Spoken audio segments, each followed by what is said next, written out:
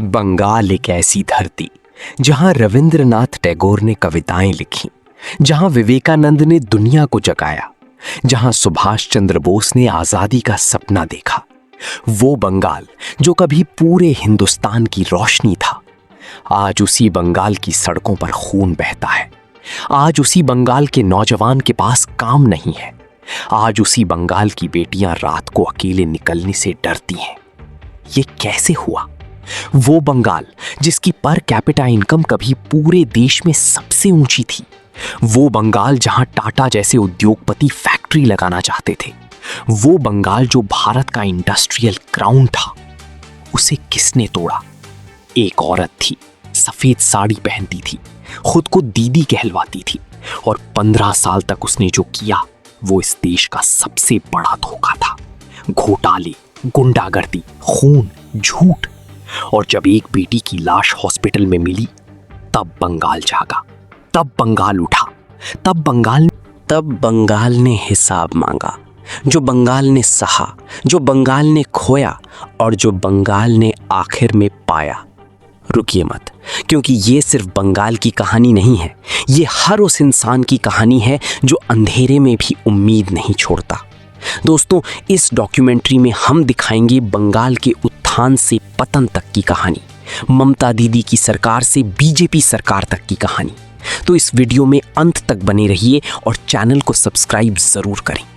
कोलकाता, जो कभी British India की राजधानी था, वो सिर्फ एक शहर नहीं था, वो एक सपना था, एक जीती जागती तहजीब था, एक ऐसी धरती जहां से पूरे देश की रोशनी निकलती थी। आजादी के बाद जब भारत खड़ा होने की कोशिश कर रहा था, तब बंगाल पहले से खड़ा था। हावड़ा का इंजीनियरिंग हब, दुर्गापुर का स्टील प्लांट, हदिया का बंदरगाह, हजारों जूट मिल्स, केमिकल फैक्ट्रीज, ये सब बंगाल की ताकत थे। देश का सबसे बड़ा इंडस्ट्रियल बेस यहीं था। कलकत्ता की सड़कों पर एक जमाने में बड़े बड़े उद्योगपति चलते थे। टाटा, बिरला, इन नामों की जड़ें बंगाल से जुड़ी थीं। देश का पहला मेट्रो यहां चला, देश की पहली फिल्म इंडस्ट्री यहां पली, देश की पहली आधुनिक यूनिवर्सिटी यहां बनी। बंगाल सिर्फ एक राज्य नहीं था, बंगाल भारत का दिल था। लेकिन जो दिल एक बार टूट जाए, उसे जोड़ने में पूरी उम्र लग जाती है। बंगाल को किसी दुश्मन ने नहीं तोड़ा, बंगाल को उन्होंने तोड़ा जो खुद को उसका रखवाला कहते थे। साल 1977 लेफ्ट फ्रंट सत्ता में आया, ज्योति बसु मुख्यमंत्री बने। शुरुआत में लगा शायद ये अलग होगा, गरीबों की बात होगी, मजदूरों की बात होगी। लेकिन जो हुआ वो बंगाल के लिए अभिशाप बन गया।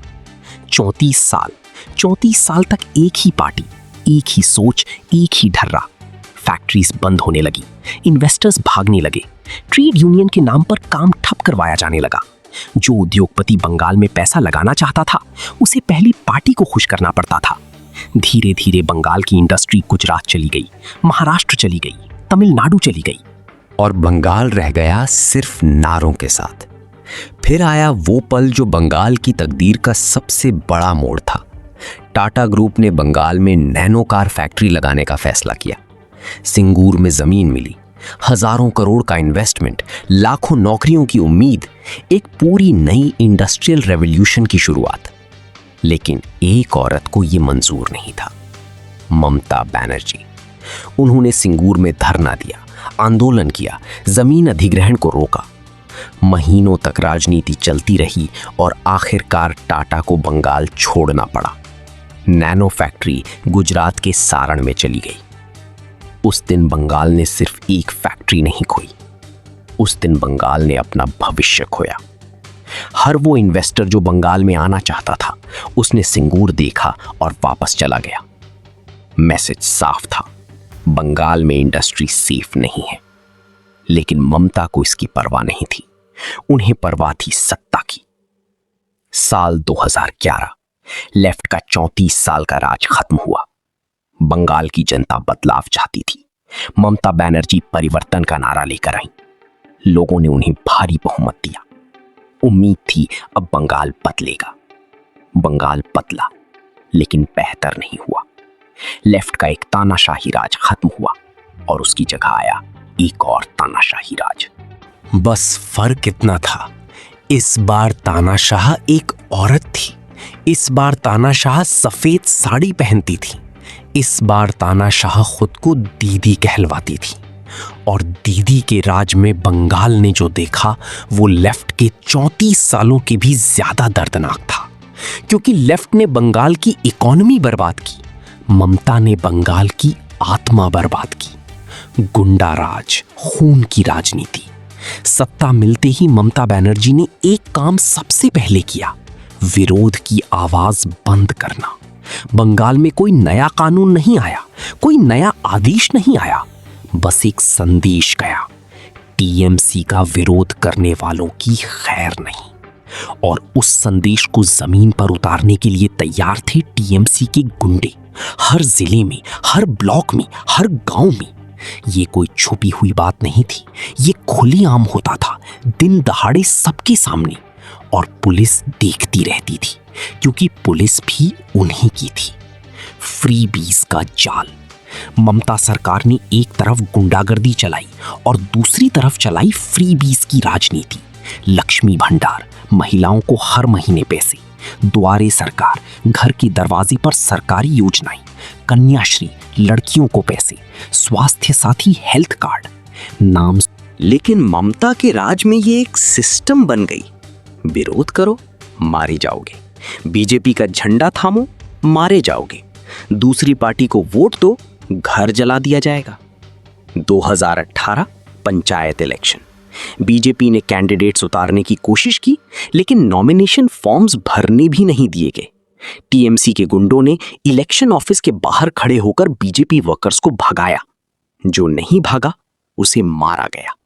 पूरे बंगाल में हजारों सीटों पर टीएमसी निर्विरोध जीत गई। अभिजीत सरकार, मनीष शुक्ला, देवेंद्र नाथ राय, दुलाल कुमार और ऐसे सैकड़ों नाम, जिन्हें टीएमसी के गुंडों ने मार डाला, सिर्फ इसीलिए क्योंकि उन्होंने गलत पार्टी को चुना था। इन परिवारों के पास आज भी सिर्फ तस्वीरें हैं और तस्वीरों के सामने जलती अगरबत्ती। आरजी कर, वो रात जिसने बंगाल को जगा दिया।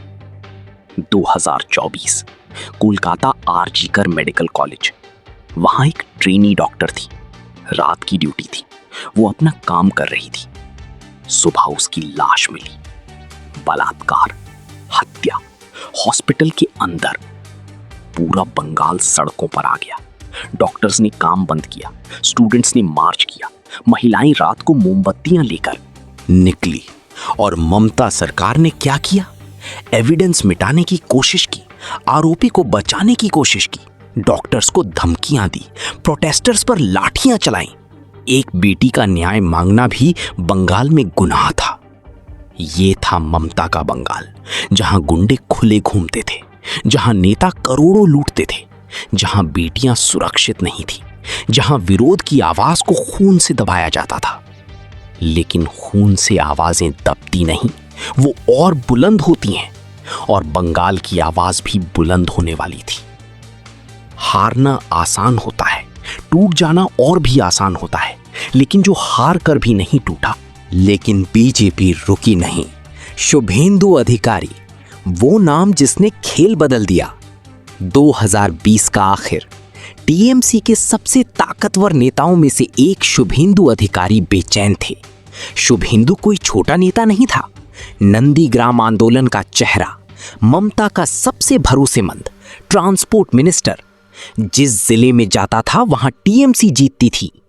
लेकिन शुभेंदु ने देखा, ममता का दरबार अब भतीजे अभिषेक बनर्जी के इर्द गिर्द सिमट रहा है। पुराने नेताओं को किनारे किया जा रहा है। पार्टी एक परिवार की जागीर बन रही है। और शुभेंदु ने फैसला किया। दिसंबर 2020 में शुभेंदु अधिकारी ने टीएमसी छोड़ी, बीजेपी में शामिल हुए और उनके साथ आए दर्जनों टीएमसी विधायक, नेता, कार्यकर्ता। बंगाल की राजनीति में भूचाल आ गया। उन्होंने ऐलान किया, नंदीग्राम से ममता के खिलाफ चुनाव लड़ूंगा। वो नंदीग्राम जो शुभेंदु का गढ़ था, जो ममता की राजनीति की नींव था, जहां से ममता का उदय हुआ था। 2021 असेंबली इलेक्शन, बीजेपी ने पूरी ताकत झोंक दी। प्रधानमंत्री मोदी की ताबड़तोड़ रैलियां, अमित शाह का घर घर कैंपेन, जेपी नड्डा का बंगाल दौरा, सोनार बंगला का सपना, असल परिवर्तन का नारा।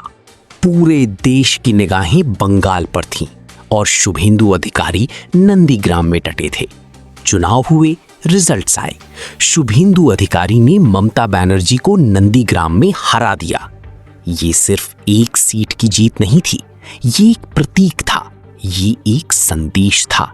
ये साबित हो गया था कि ममता को हराया जा सकता है।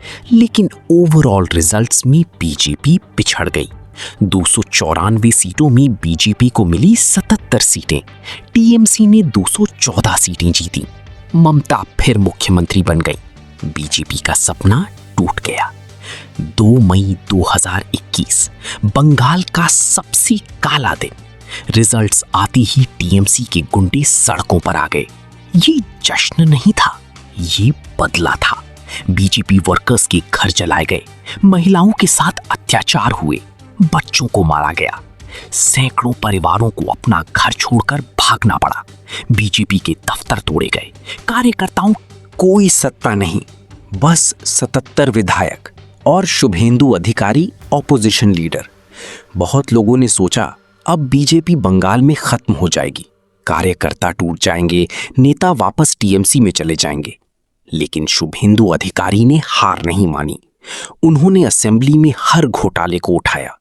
एसएससी स्कैम पर बोले, आरजी कर पर बोले, कैटल स्मगलिंग पर बोले, कोल स्कैम पर बोले। बूथ बूथ तक संगठन बनाया गया। गांव-गांव में कार्यकर्ता तैयार किए गए। हर जिले में नेतृत्व खड़ा किया गया। ये काम कैमरों के सामने नहीं होता था, ये काम होता था गर्मी में, बारिश में, रात को, अकेले। लेकिन ये काम हो रहा था और इसी काम की नींव पर एक दिन इतिहास लिखा जाने वाला था। क्योंकि बंगाल की जनता थक चुकी थी, गुंडागर्दी से थक चुकी थी, घोटालों से थक चुकी थी, खून की राजनीति से थक चुकी थी। और जब जनता थक जाती है तो वो बदल देती है। वो वक्त आने वाला था।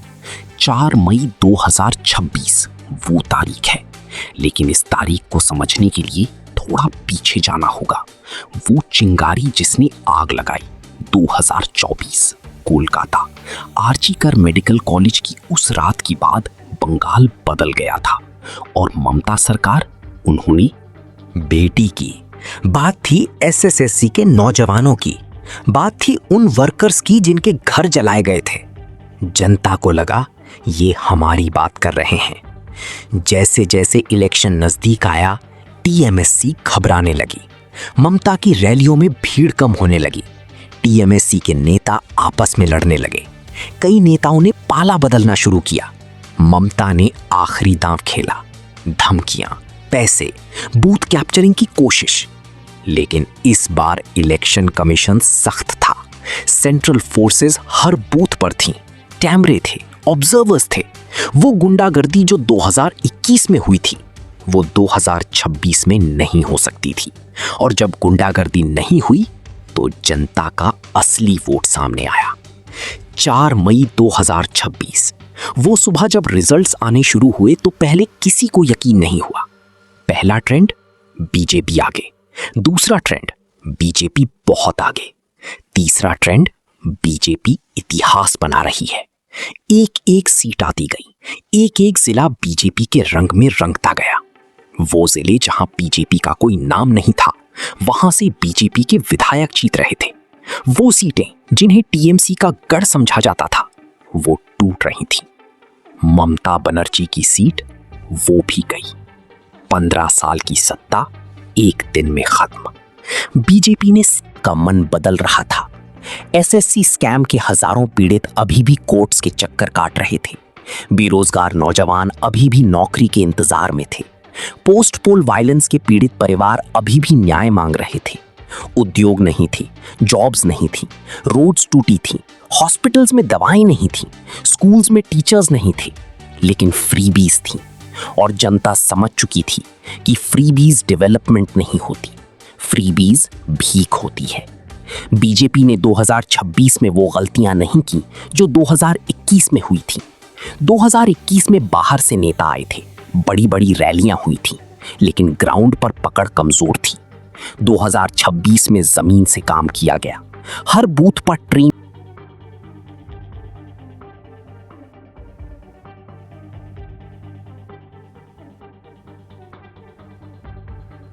बंगाल में सरकार बना ली। कोलकाता में बीजेपी दफ्तर के बाहर हजारों लोग जमा थे। कोई नाच रहा था, कोई रो रहा था, कोई बस खड़ा था, आंखें बंद किए, जैसे यकीन नहीं हो रहा हो। और उस भीड़ में कहीं थी वो माएं जिनके बेटे 2021 में मारे गए थे, जिन्होंने सोचा था शायद न्याय नहीं मिलेगा, जिन्होंने सोचा था शायद बंगाल ऐसे ही रहेगा। उनकी आंखों में आंसू थे। शुभेंदु अधिकारी जब स्टेज पर आए तो उनकी आवाज कांप रही थी। उन्होंने सिर्फ इतना कहा, ये जीत मेरी नहीं है, ये जीत उनकी है जिन्होंने सब कुछ खोकर भी हार नहीं मानी। अब जिम्मेदारी बढ़ी है। 6 लाख करोड़ का कर्ज है, उद्योग बंद हैं, नौजवान बेरोजगार हैं। न्याय का इंतजार अभी बाकी है, लेकिन उम्मीद है, क्योंकि बंगाल की मिट्टी में विवेकानंद का जोश है, टैगोर की संवेदना है, बोस का जज्बा है। वो बंगाल जो 2021 में हुई थी। 2021 में बाहर से नेता आए थे, बड़ी बड़ी रैलियां हुई थी, लेकिन ग्राउंड पर पकड़ कमजोर थी। 2026 में जमीन से काम किया गया। हर बूथ पर ट्रेंड कार्यकर्ता थे, हर गांव में बीजेपी का चेहरा था, हर पीड़ित परिवार को लगा कि कोई उनके साथ है। प्रधानमंत्री मोदी ने बंगाल में रैलियां की, लेकिन इस बार बात सिर्फ नारों की नहीं थी। बात थी आरजीकर की बेटी की, बात थी एसएससी के नौजवानों की, बात थी उन वर्कर्स की जिनके घर जलाए गए थे। जनता को लगा ये हमारी बात कर रहे हैं। जैसे जैसे इलेक्शन नजदीक आया, टीएमसी घबराने लगी। ममता की रैलियों में भीड़ कम होने लगी। टीएमसी के नेता आपस में लड़ने लगे। कई नेताओं ने पाला बदलना शुरू किया। ममता ने आखिरी दाम खेला, धमकियां, पैसे, बूथ कैप्चरिंग की कोशिश। लेकिन इस बार इलेक्शन कमीशन सख्त था। सेंट्रल फोर्सेस हर बूथ पर थी, कैमरे थे, ऑब्जर्वर्स थे। वो गुंडागर्दी जो 2021 में हुई थी, वो 2026 में नहीं हो सकती थी। और जब गुंडागर्दी नहीं हुई तो जनता का असली वोट सामने आया। 4 मई 2026 वो सुबह जब रिजल्ट्स आने शुरू हुए तो पहले किसी को यकीन नहीं हुआ। पहला ट्रेंड, बीजेपी आगे। दूसरा ट्रेंड, बीजेपी बहुत आगे। तीसरा ट्रेंड, बीजेपी इतिहास बना रही है। एक एक सीट आती गई, एक एक जिला बीजेपी के रंग में रंगता गया। वो जिले जहां बीजेपी का कोई नाम लेवा नहीं था, वहां से बीजेपी के विधायक जीत रहे थे। वो सीटें जिन्हें टीएमसी का गढ़ समझा जाता था, वो टूट रही थी। ममता बनर्जी की सीट, वो भी गई। 15 साल की सत्ता एक दिन में खत्म। बीजेपी ने बंगाल में सरकार बना ली। कोलकाता में बीजेपी दफ्तर के बाहर हजारों लोग जमा थे। कोई नाच रहा था, कोई रो रहा था, कोई बस खड़ा था, आंखें बंद किए, जैसे यकीन नहीं हो रहा हो। और उस भीड़ में कहीं थीं वो माएं जिनके बेटे 2021 में मारे गए थे, जिन्होंने सोचा था शायद न्याय नहीं मिलेगा, जिन्होंने सोचा था शायद बंगाल ऐसे ही रहेगा। उनकी आंखों में आंसू थे। शुभेंदु अधिकारी जब स्टेज पर आए तो उनकी आवाज कांप रही थी। उन्होंने सिर्फ इतना कहा, ये जीत मेरी नहीं है, ये जीत उनकी है जिन्होंने सब कुछ खोकर भी हार नहीं मानी। अब जिम्मेदारी बड़ी है। 6 लाख करोड़ का कर्ज है, उद्योग बंद हैं, नौजवान बेरोजगार हैं।